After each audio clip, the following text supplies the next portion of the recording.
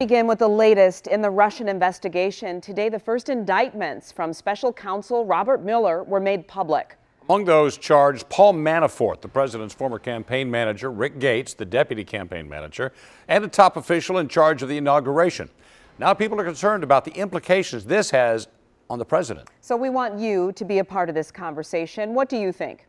Is Paul Manafort's indictment bad for President Trump? Yes or no? Or is it too early to know? Head on over to our website, WXYZ.com/vote, or you can just cast your vote right from the push alert sent to your phone. We'll have the real-time final results for you coming up on Action News at 6. And 7 Action News reporter Alan Campbell's been following this story closely. And Alan, there was also a third name in that indictment, right? Yeah, Glenda, that's right. That third person, George Papadopoulos, a foreign policy advisor to then candidate Trump. He pled guilty to charges that he coordinated with Russian agents during the campaign and lied about it to authorities. It doesn't have anything to do with us. White House spokeswoman Sarah Sanders is distancing President Trump from the 3 men indicted by special counsel Robert Mueller.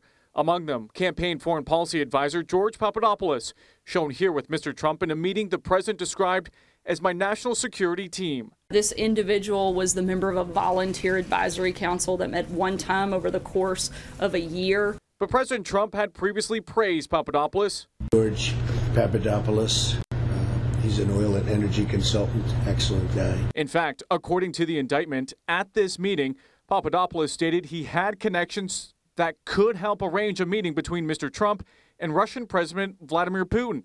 The indictment also charges that Papadopoulos met with a professor connected to Russian government officials and a Russian woman who falsely claimed to be related to Putin.